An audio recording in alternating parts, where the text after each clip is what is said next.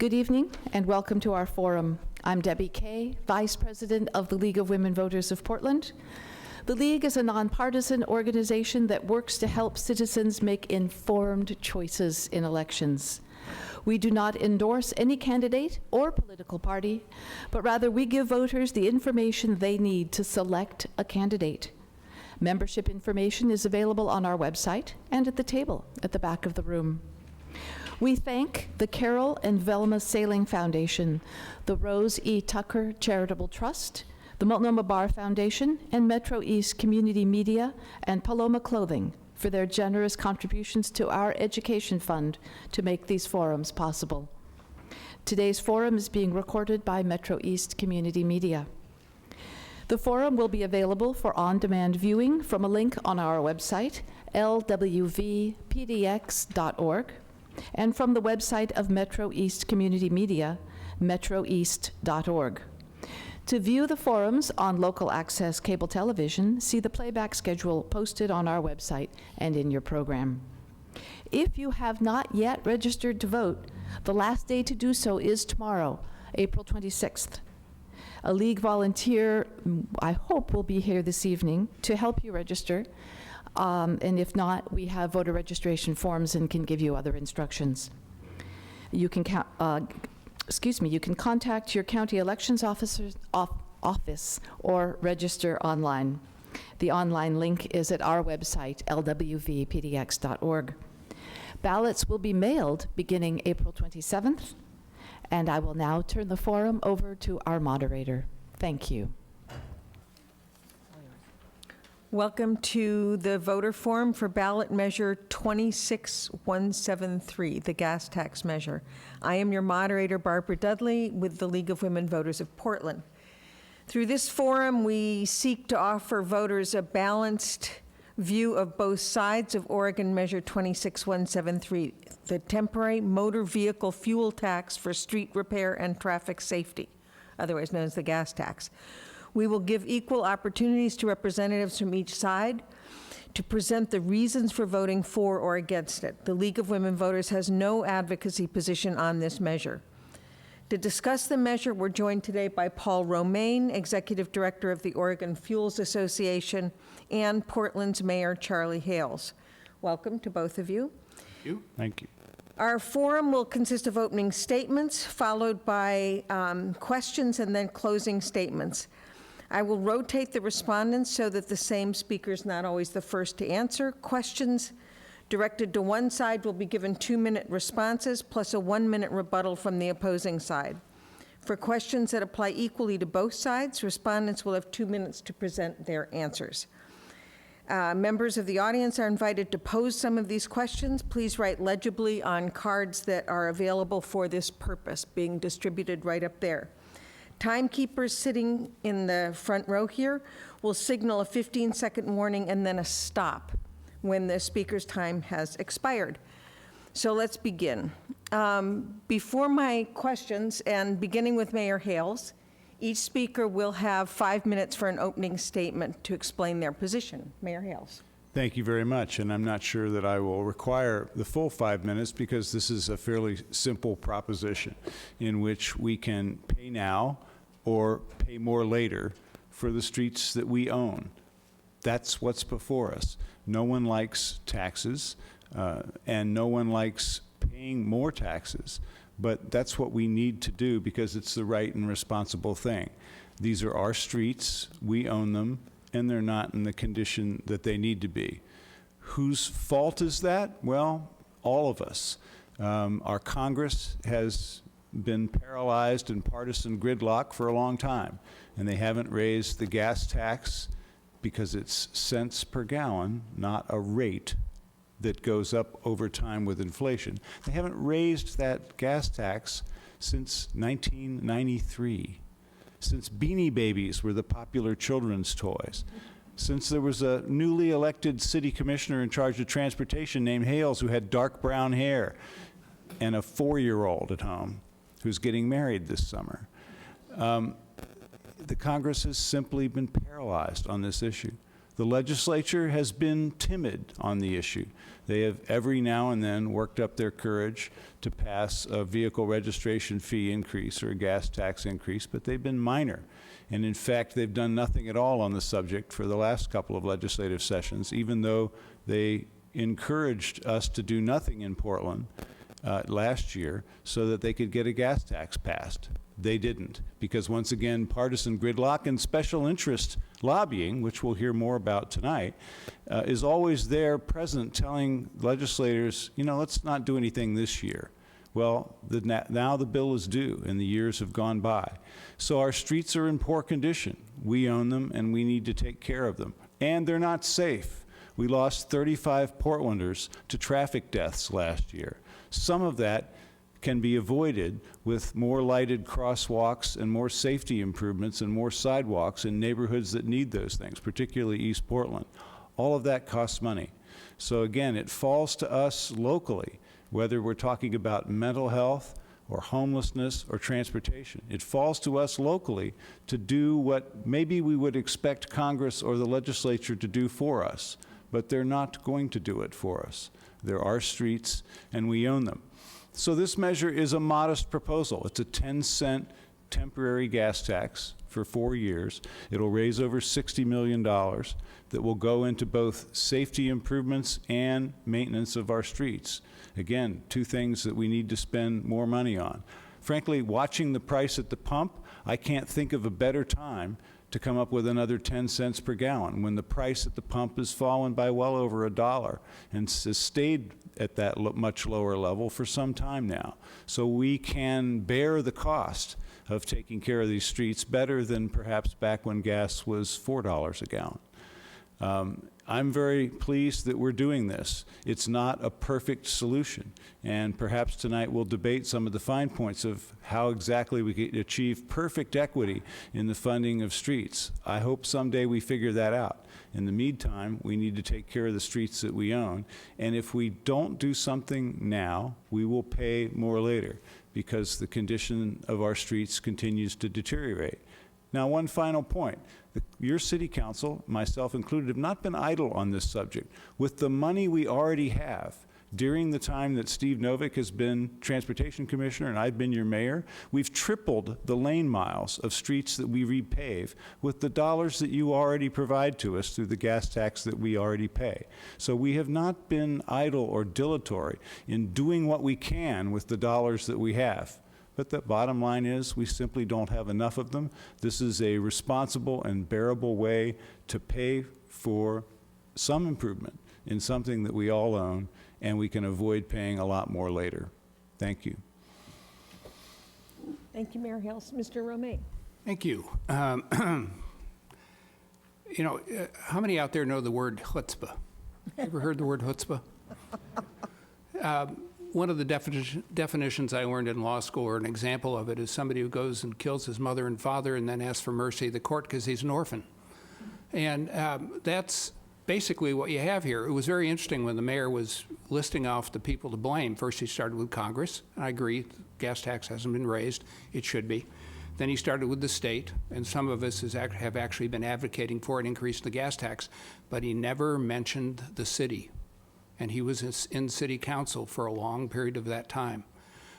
Since the 80s, we have neglected our streets. That's why they're in bad shape.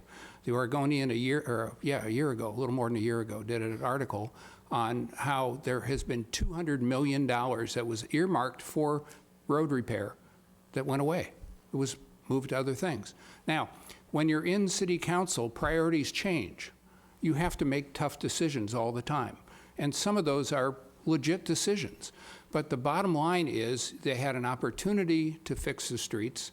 They chose not to put the money into something else. And now we have a crisis. The one thing I will absolutely agree with Charlie on is that we have a crisis in the roads right now.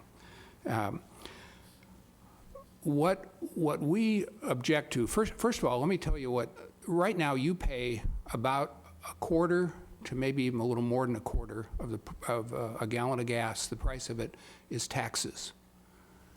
You have a 18-cent federal tax, a 30-cent state tax, and a 3-cent Multnomah County tax if you buy your fuel in Multnomah County.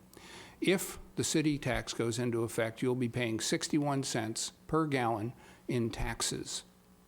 That's how much that you'll end up paying. We are in the Fuels Association, our problem is more of a local versus statewide issue, because it's a very easy thing to avoid paying that local tax. You buy your fuel someplace else, or you drive something that doesn't require fuel, or you do something else, you're still using the road, but you actually can avoid paying that tax. If it's a statewide tax, your options are much more limited, because then you're going to pay pretty much wherever you are. What has to happen, frankly, at the state level is the state needs to look at a statewide gas tax and possibly reallocate how much goes to cities and counties, because there is a local need there. And that's something that can be done through negotiations. This ballot measure, all it does is impose a tax. There's no breaks in this ballot measure, there's nothing. That's in a separate resolution or ordinance that was passed that can be changed. This gas tax that you're voting on simply says 10 cents by Constitution has to go to the roads. But that's a pretty broad definition. You can do a lot of things. What we would suggest is perhaps what you need to do is fix the problem first, which is fill the potholes, fix the streets, make them work, and then we'll talk about the other things that can be done. But fix the potholes first. And that's the problem that we have right now with the current proposal. Thank you. Thank you both. We're going to open the questions section of the discussion by allowing each of you to ask a question of the other. And you will have 2 minutes to answer that question. So you can dig a little deeper if there was something you think was skated over. So, Mr. Romaine, what question would you like to ask the Fix Our Streets campaign or Mayor Hales? I should preface this by saying I've known Charlie for a long time, and I consider him a friend. And I think what he's doing is something he does truly believe in. And my problem is when you first called me to ask me to help with this, looking at how the city's spending its money and perhaps maybe coming up with a way to fix the streets, I said what we should do is look at this from a holistic standpoint. Look at how all the bureaus are spending their money, not just PBOT. Look at all that. I recall you saying, that's great. I went to the meeting, and the first thing that your representative said there, it's the only budget we're going to be able to look at is PBOT's budget. And I walked out at that point. What you need to do, why won't you look at the entire city budget and maybe reprioritize a few things to give people more confidence in the ability of the city to actually solve immediate problems? Well, Paul, I'm going to propose my budget next week, and you and everyone else will have a chance to look at it. So if you want to look at our budget and find more money for streets, you'll be welcome to do that. But you will find, of course, again, that with the budget that we already get, which trickles down through a formula of the state and federal gas taxes, because the money we get for street maintenance comes from those sources, that we have tripled the amount of repaving and pothole filling that we're doing with that current stream of money. I'm very proud of that. And we have advanced safety projects all over the city, in some case with some additional help from the legislature, which we appreciate very much. Representative Fagan in East Portland and some other legislators got us some one-time funding. Then, thanks to Amanda Fritz, our city council changed our budgetary policy for when we get one-time money, when the economy approves and we get one-time money, and she got us to pass a very responsible policy that at least half of that money goes into infrastructure, and that's why we put $29 million of property tax dollars into the street system last year when we had the chance. So you take a look at our budget and tell us how we can do more. Thank you. And now you have an... Yeah, my question to you, Paul, everybody loves to insinuate that there's all this money, and if only the city spent it differently, we could solve this problem. So I want you to solve it for us right here tonight. 90% of the city's general fund budget goes to police, fire, and parks. That's where the money goes. Which one of those would you recommend that we cut? Because it's not a false choice. That's where the money goes. So it's police, fire, or parks? Which one of those would you cut in order for us to transfer money to the street fund so that we didn't have to tax gasoline and inconvenience the corporations that you work for? Well, first of all, Charlie, I don't work for corporations. Most of these things are run by individuals.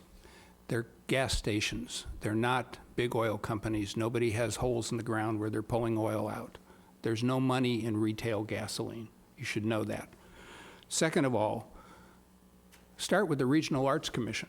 You get $3 million to the Regional Arts Commission. Now, maybe that's a good thing, but we already have an arts tax, so why do you need other money going there? There are other things in the budget. I'm not a budget expert, never held myself out to be a budget expert. And frankly, I'm not looking for you to put in everything in the current city budget into streets, because I know there's a lot of priorities out there.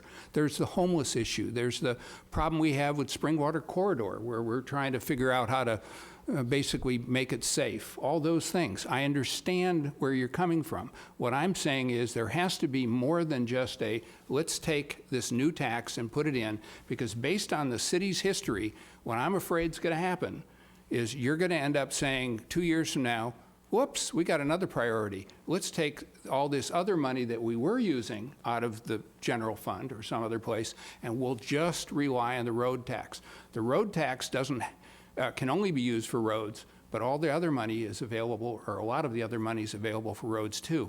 Maybe some of it as a token ought to be thrown in there. All right, now it's my turn to ask a question from the league.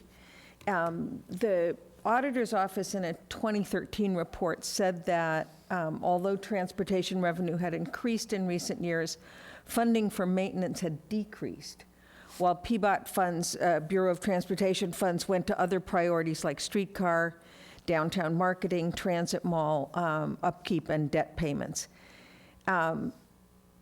How then, if that's the case, first of all, is that true? And second of all, how do you explain to voters that they now have to come up with yet more money at the pump for the street maintenance that wasn't done with the Bureau of Transportation's funds? And I want a second part to that question, which is, if the state does take action in the upcoming session, will that in any way relieve this tax, or is it in place regardless? Maybe you want me to start? Yes. Let me take your second question first, because it's simpler. Well, they're both simple. The second question is, if the legislature passes a gas tax, will it obviate the need for a local one? Yes, if that gas tax is 50 cents a gallon. If you think the Oregon legislature will pass a gas tax of 50 cents a gallon, because it was never indexed, because it was always cents per gallon and not indexed for inflation, it's steadily lost buying power over the decades. So it's that bad. We're that far behind that the legislature would have to increase the tax by that much. So obviously, that's not likely.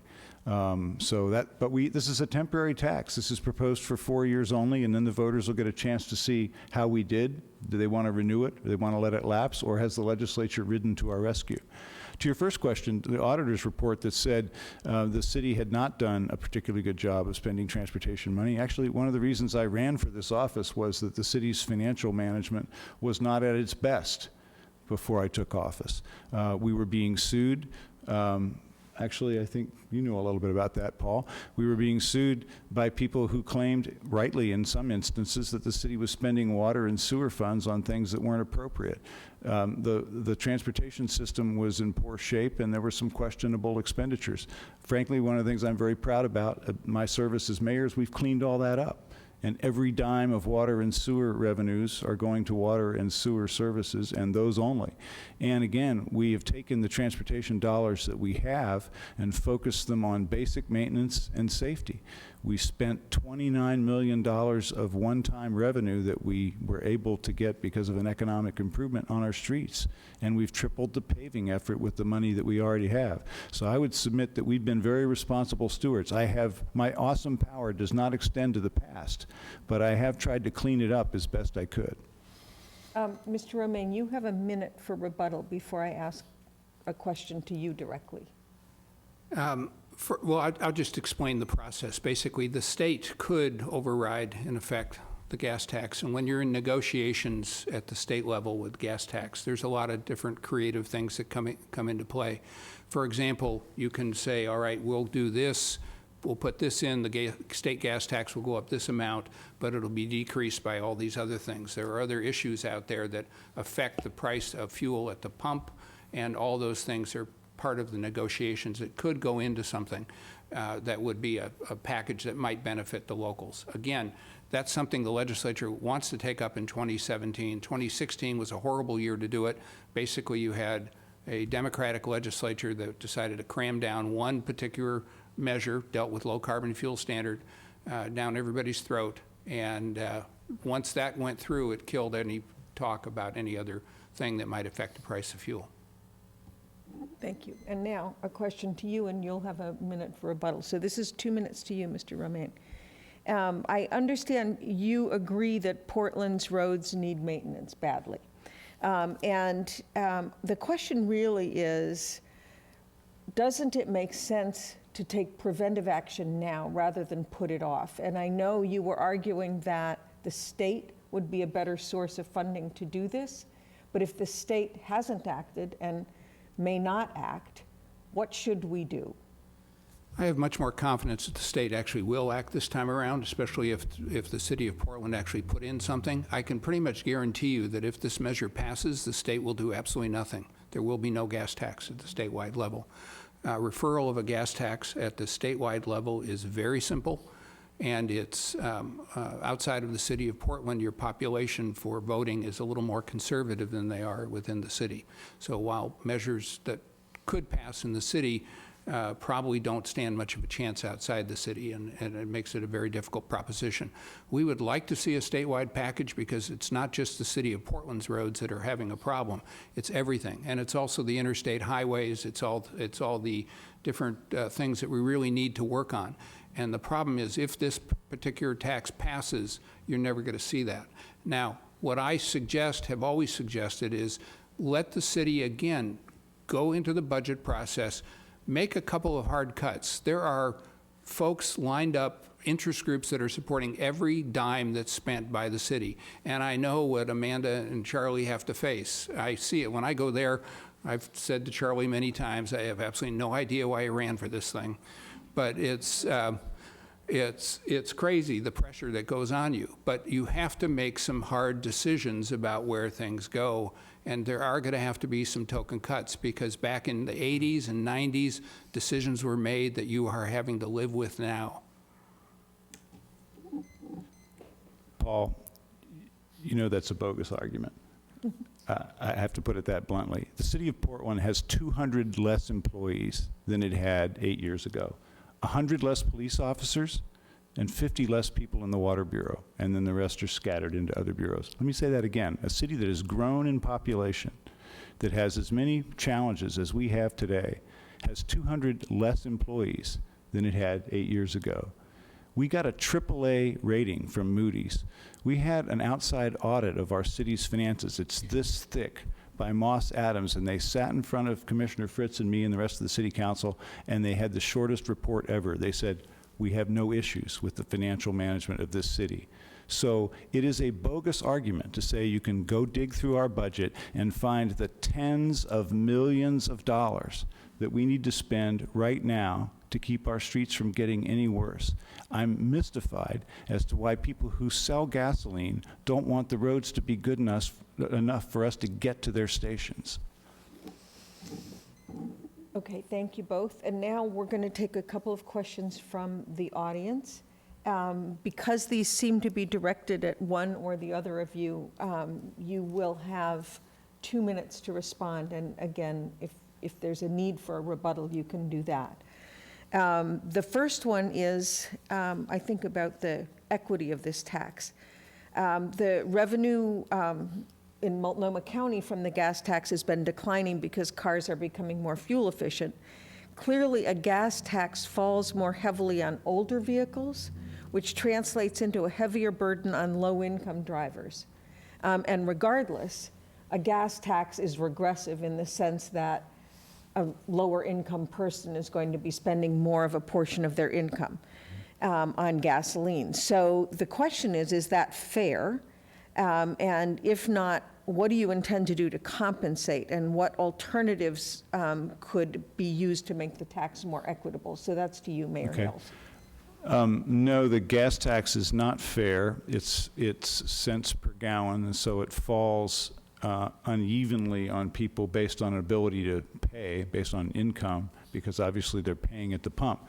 And therefore, it's imperfect, like all tax mechanisms. However, there are a couple of mitigating factors. One is, as I mentioned earlier, the price of gasoline has fallen precipitously in the last few years. That's a blessing to us all that have to buy gasoline. And so it's going to have less of an impact than it would have had when the price was higher.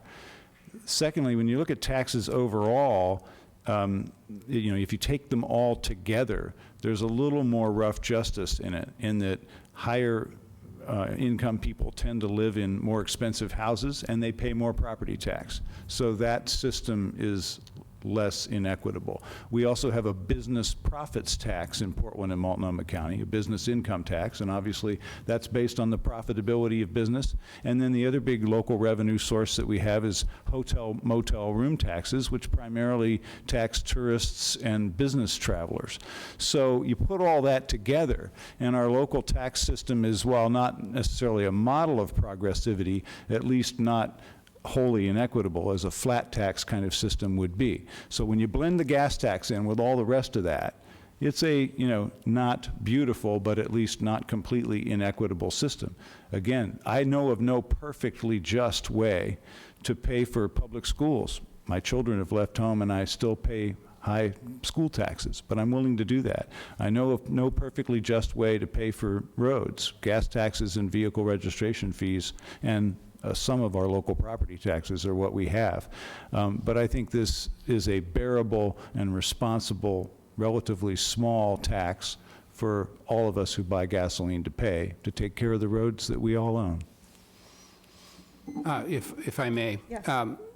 What you're voting on is basically a 5% sales tax at the local level, because that tax will be passed on. It's not imposed at the sale point, but it goes into the price that the service station pays for the fuel. And if that service station has to pay 10 cents more per gallon, they're going to pass it on. Retail gas is a very small margin commodity. It used to not be that way. And the reason you know it's small margin now is the major oil companies have divested themselves from the retail sphere. If this was a big margin place, the major oil companies would own stations. They don't. That flag station is a local person who has to pass that tax on, and 10 cents on a $2 gallon is a 5-cent sales tax. So I have a question for you, Mr. Romaine, from the audience, and then Mayor Hales, you'll get a minute to respond. I understand that you represent the service station owners, and your concern about the Portland gas tax is that it would, fall unfairly on drivers and service stations within the city limits, and therefore you argue that a state tax is more fair. I presume you would argue that a federal tax is even more fair, or a global tax even more fair than that. Oh, is that a question? Just thought I'd throw that out. Statement? But the question is, if a state tax does not pass, I know you think it might, if it does not, what do you do about the fact that our roads need maintenance, if you're in Charlie Hales's position? That's a very interesting question, because we are really hoping that there is going to be a statewide gas tax. In 2009, we actually helped get through it was a 4-cent gas tax. We actually thought, I had suggested a higher gas tax than that, but for other reasons, folks didn't want to vote for it. And we kept it off the ballot. We basically kept some of the truckers and some of our folks from referring it to the ballot. And the reason was very simple. We needed it badly. We need it now, and we need it statewide. So we're more than willing to work with people to try and keep that off the ballot. The fairest, a national tax really is, it's inefficient. I mean, basically you're paying the money, it's going back to Washington, D.C., then comes back out here. There's too many people that touch the stuff. It's just not worth it. statewide gas tax is considerably better for everybody to attempt to pay. I hope I answered at least a portion of that question. She's not looking at me. I don't have any idea. Sorry, I was distracted.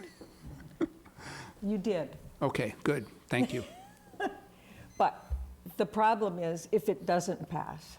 If, like I said, if it doesn't pass, you know, that's something we're going to have to deal with. It is, we are going to try and get it passed. That's what we have to hope we do, that we get something passed at the statewide level that actually starts trying to solve some of the problems. The other thing that the city needs to do, and what Charlie had mentioned earlier on, is, you know, look at the budget, look at all these programs. They're great programs. Yes, they are. All of them. They're all probably all great programs. So maybe there's one or two or three that I don't like, but they're probably all great programs. But at some point you have to say, this great program is not as great as this other greater program, therefore I have to cut this and fund this. And that's a tough political decision for anybody to make. Mayor Hales.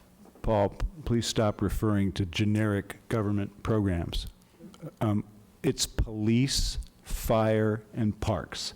That's what the city spends its general fund money on. Everything else is rounding error, okay? So if you really want to advance the argument, and you know it's bogus, and that's why you won't answer that question. If you really want to advance the argument that somehow the city could just pay for this with the money it has, you have to cut police, fire, or parks. Why am I saying this? I'm not running for office. I'm doing this because it's the right thing to do. Now, another bogus argument is let's send money off to Salem and hope that we get enough back to manage our local problems. I don't have much confidence in that at all. I like our legislature, I like our governor, but I haven't seen oodles of political courage in Salem on this issue. You just validated that when you said after heroic effort a few years ago, the legislature increased the tax by 4 cents, thus only partially catching up to what they should have done year by year by year. The only way to solve this problem is for us to be adults here and solve it ourselves. If I might. I'll give you each another 30 seconds. Okay. Utility fee was passed in the 80s. That was supposed to be at least 20-some%, about 28% was supposed to be used for roads. That went away. Now, No, it didn't. It goes to police, fire, and parks. right, but the decision was made to take that from the roads and put it in something. police, fire, Right, and parks. That's a political decision. The Regional Arts Commission, again, that's general fund money. You made a decision, a political decision to put it in there. Those are political decisions. You must view one more important than the other if you make that decision. That's my that's why I object. You could have another 30 seconds. No, it's just, Specific yeah, point. there are small programs in city government, like the Office of Neighborhood Involvement and the Regional Arts and Culture Commission, that add up to a few $1 million. We need tens of millions of dollars more per year going into our streets.